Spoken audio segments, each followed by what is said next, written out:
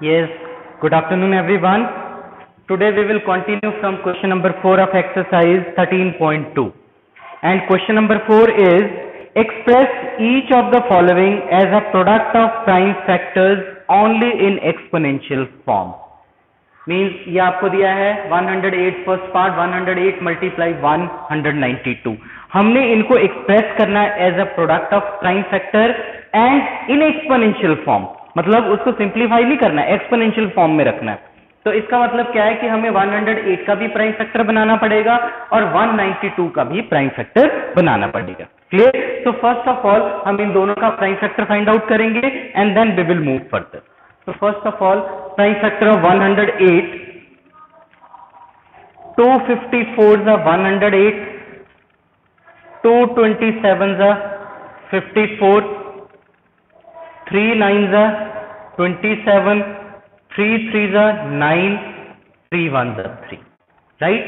It means 108 is equal to 2 multiply 2 multiply 3 multiply 3 multiply 3. Right. Next is 192. अब हम इसके prime factor बनाएंगे तो ये होगा 296 192, 248 96, 224 48, 212 24, 26 12, 23 6, 3 1s are 3. Right? So 192 is equal to 1 2 3 4 5 6. 2 into 2 into 2 into 2 into 2 into 2 into 3. Right? So 108 कितना आ गया? 2 कितने टाइम मल्टीप्लाई हो रहा है यहाँ पे? 2 टाइम्स. तो हम इसको लिख सकते हैं 2 raised to 2 और 3 is multiplying by itself 3 times. तो हम इसको लिख सकते हैं 3 raised to 3. Right? Next 2 is multiplying here 6 times by itself, so it can be written as 2 raised to 6 multiply 3 क्योंकि 3 अकेला ही है यहाँ पे. Right? Therefore 108 multiply 192 is equal to 2 raised to 2 multiply 3 raised to 3 multiply 2 raised to 6 multiply 3. Right? अब आपने क्या करना है, यहाँ पे देखिए ये 2 raised to 2 है, ये 2 raised to 6 है. तो अगर हम इसको इकट्ठा कर लें तो ये आ गया आपके पास 2 raised to 2 multiply 2 raised to 6 and then multiply 3 raised to 3 multiply 3 raised to 1. Right? अब देखिए, अब यहाँ पे अगर आप देखेंगे तो ये जो मैं अंडरलाइन कर रहा हूं ये क्या है? This is the case of multiplying power with the same base. Means दोनों में ये इससे भी अगर मैं अंडरलाइन करूं तो दोनों केसेस में देखिए कि इस केस में क्या है? बेस 2 है, इस केस में क्या है? बेस 3 है. और दोनों केस में कौन से केस हैं? Multiplying power with the same base. तो उस केस में हम क्या करते हैं? एक्सपोनेंट को ऐड कर देते हैं. तो ये हो गया 2 raised to 2 plus 6 and then multiply 3 raised to 3 plus 1. So it becomes 2 raised to 8 multiply 3 raised to 4. Right? 2 raised to 8 multiply 3 raised to 4. It means 108 multiply 192 as a product of prime factor in exponential form is equal to 2 raised to 8 multiply 3 raised to 4. Right? So this is the required answer.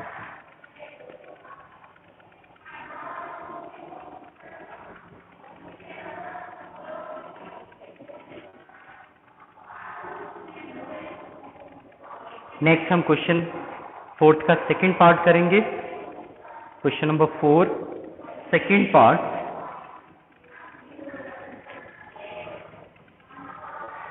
And second part is 270.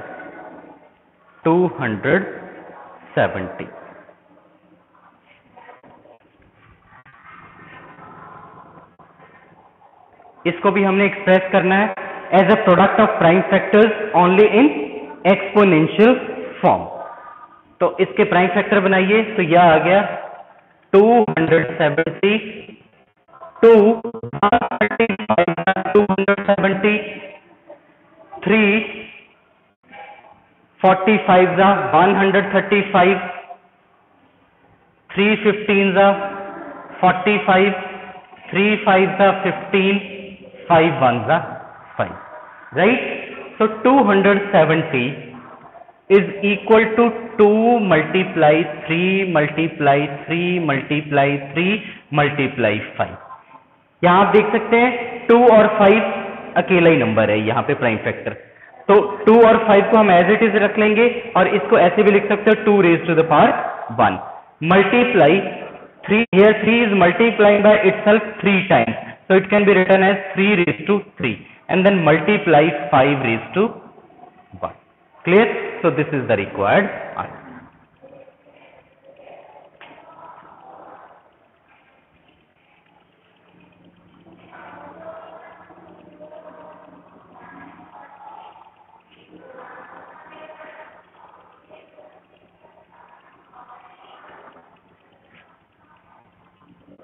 तो ये first और second part complete हो गया।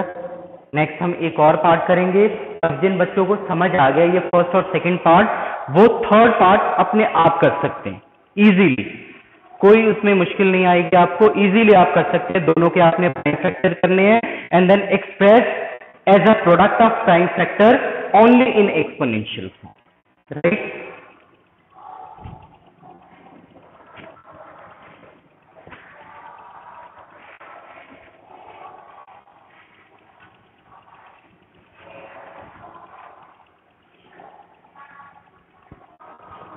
Question number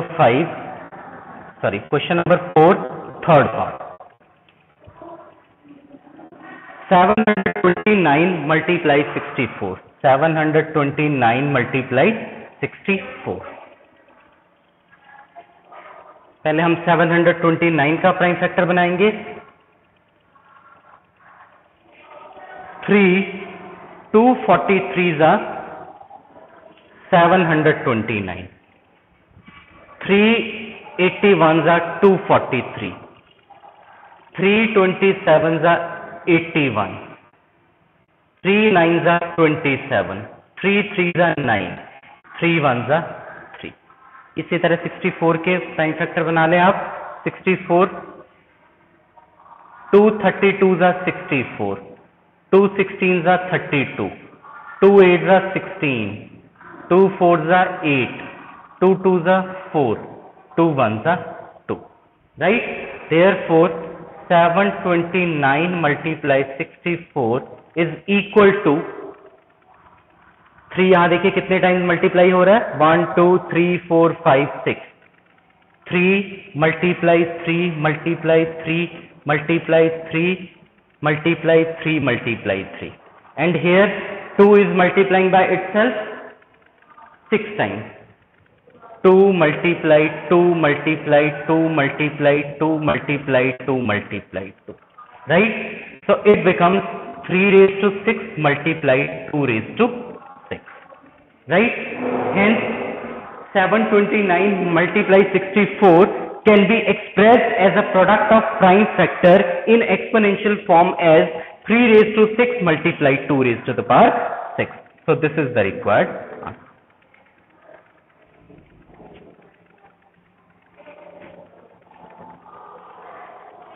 next हम करेंगे question number 5,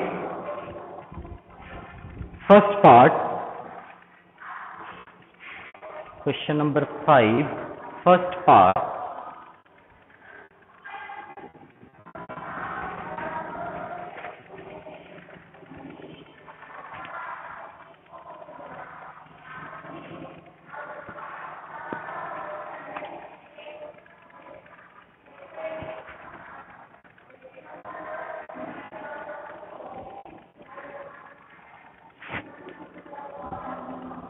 Simplify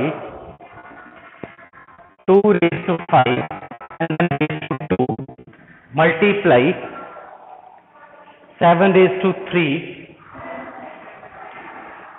whole divided by a raised to 3 multiply 7, 8 raised to 3 multiply 7. This is 8 raised to 3 multiply 7 और इसे हमने सिंप्लीफाई करना है, राइट। अब क्वेश्चन में ये नहीं कहा कि सिंप्लीफाई करके आंसर आपने एक्सपोनेंशियल फॉर्म में लिखना है, जब नहीं कहा है तो आप कंप्लीट उसको सिंप्लीफाई कर सकते हैं, ठीक है। और मैंने आपको ये पहले भी कहा था कि आपने मैक्सिमम जब भी सिंप्लीफिकेशन करनी है तो कोशिश करना है कि मैक्सिमम हम एक्सपोनेंट के लॉज जो है वो यूज करके उसको सिंप्लीफाई करें, राइट। तो यहां देखिए, अगर आप यहां जहां मैंने ये फिंगर रखा है, यहां पे अगर आप देखेंगे तो ये कौन सा केस है, this is the case of taking power of a power, ठीक है। तो वहां पे वो लॉ यूज हो जाएगा, उस केस में हम एक्सपोनेंट को मल्टीप्लाई कर देंगे। तो ये हो गया 2 raise to the power 10 multiply 7 raise to the power 3। अब देखिए 8 है, इस 8 को हम ऐसे लिख सकते हैं 2 multiply 2 multiply 2, right. Here 2 is multiplying by itself 3 times, so it can be written as 2 raised to the power 3, ठीक है। अब देखिए, लेकिन हमारे पास यहाँ पे 8 raised to power 3 है, तो ये 8 की वैल्यू है, 8 is equal to 2 raised to 3।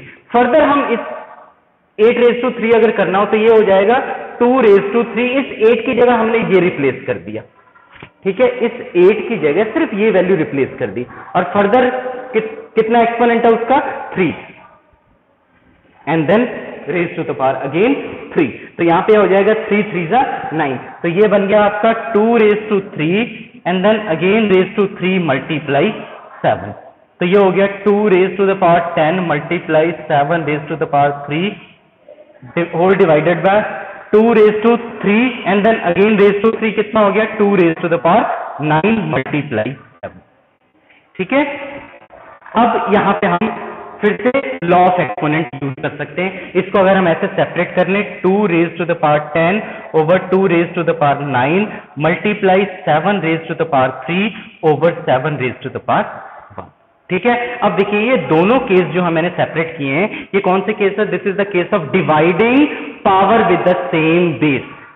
Again I am repeating, this is the case of dividing power with the same base. उस केस में हम क्या करते हैं, एक्सपोनेंट को सब्ट्रैक्ट कर देते हैं। तो ये हो गया 2 raise to 10 minus 9 multiply 7 raise to 3 minus 1, right. तो ये हो गया 2 raise to 1 multiply 7 raise to 2, clear. अब इसको सिंप्लीफाई करना है, तो ये नहीं कहा है कि आपने आंसर जो है एक्सपोनेंशियल फॉर्म में लिखना है। तो ये हो गया आपका 2 7 raise to 2 means 7 multiply 7 49, right, and 2 multiplied 49 is equal to 98, right, so 98 with the required answer। जो सिंप्लीफाई करके जो आंसर है वो कितना है 98।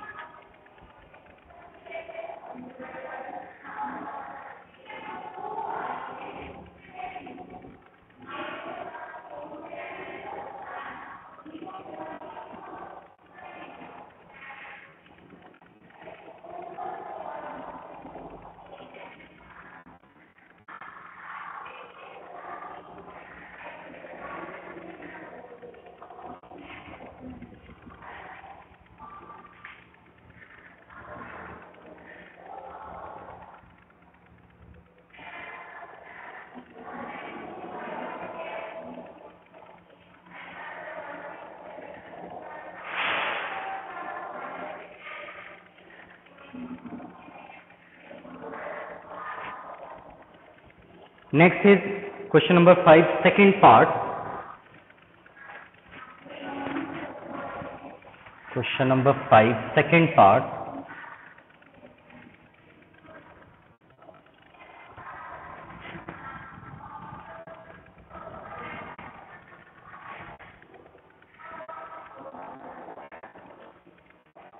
And second part is 25 simplify 25 multiply 5 raised to 2 5 raised to 2 multiply t raised to the power 8 over 10 raised to the power 3 multiply t raised to the power 4, right. अब इसको भी हमने सिंप्लीफाई करना है, लेकिन मैक्सिमम हमने क्या यूज करना है, लॉज ऑफ एक्सपोनेंट, राइट। तो अब हम इसको थोड़ा सा ब्रेक करेंगे। जैसे 25 है तो 25 को हम ऐसे लिख सकते हैं 25 is equal to 5 multiply 5। 25 can be written as 5 multiply 5। which is further equal to, अब देखिए यहाँ पे 5 जो है it is multiplying by itself 2 times, so it can be written as 5 raised to the power 2. So 25 की जगह हम 5 raised to 2 replace कर सकते हैं, तो यहां हमने रिप्लेस कर दिया 5 raised to 2 multiply 5 raised to 2 multiply t raised to 8. अब अगेन यहां देखिए 10 raised to 3 है, तो 10 को हम ऐसे लिख सकते हैं, अगर ब्रेक करके प्राइम फैक्टर में 2 मल्टीप्लाई 5, क्या लिख सकते हैं 2 मल्टीप्लाई 5. ध्यान से देखिए here 10 can be written as 2 multiply 5, लेकिन यहाँ पे 10 का एक्सपोनेंट कितना है 3, तो अगर हम यहाँ पे रिप्लेस कर दें 10 की जगह पे 2 मल्टीप्लाई 5, तो यहाँ आ गया 2 मल्टीप्लाई 5 और इसका पूरे का एक्सपोनेंट कितना है 3, right, and then multiply t raise to the power 4. ठीक है, अब देखिए यह आ गया. इस केस में तो जो ये मैंने अंडरलाइन किया, इसमें क्या हम यूज कर सकते हैं, मल्टीप्लाइंग, कौन सा लॉ यूज कर सकते हैं, multiplying power with the same base, multiplying power with the same base. तो ये हो गया 5 raise to 2 plus 2 and then multiply t raise to 4 t raise to 8. t raise to 4 है, इसको सेपरेट कर लो, t raise to the power 4. ठीक है, यहां पे अब इसको भी ब्रेक करके लिख सकते हैं, 2 मल्टीप्लाई 5 होल रेज टू 3 है, तो इसका मीनिंग क्या है 2 raise to 3 multiply 5 raise to 3 multiply 5 raise to 3. क्यों, क्योंकि यहां पे ये देखो, अगर ये जो मैं यहां पे अंडरलाइन कर रहा हूं, ये कौन सा केस बन जाएगा, multiplying power with the same exponent. तो इसको अगर आप सिंप्लीफाई करोगे तो 10 रेज टू 3 ही आएगा. तो इस 10 रेज टू 3 को ही मैंने ब्रेक करके यहां लिखा है 2 raise to 3 multiply 5 raise to 3. ठीक है, तो यह आ गया 5 raise to 4 over 2 multiply 5 raised to 2 raised to 3 multiply 5 raised to 3 multiply t raised to 8 over t raised to 4. Right? Next.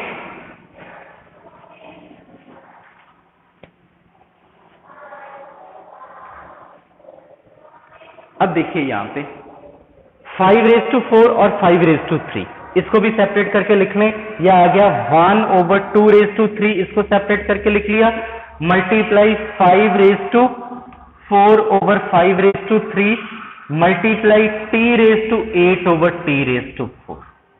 Clear. अब देखिए 1 over 2 raise to 3, 2 raise to 3 का मतलब क्या है, 2 is multiplying by itself 3 times, 2 is multiplying by itself 3 times. तो ये हो गया 1 over 8 मल्टीप्लाई, यहां पे लॉ यूज हो जाएगा, यहां भी और यहां भी, dividing power with the same base. तो उस केस में एक्सपोनेंट को सब्ट्रैक्ट कर देंगे, तो ये हो गया 5 raise to 4 minus 3 and then multiply t raise to 8 minus 4, t raise to 8 minus 4. तो ये हो गया 1 over 8 multiply 5 raise to 4 minus 3 5 and then multiply t raise to the power 4. ठीक है, तो यह आ गया 5 over 8 into t raised to power 4. So this is the required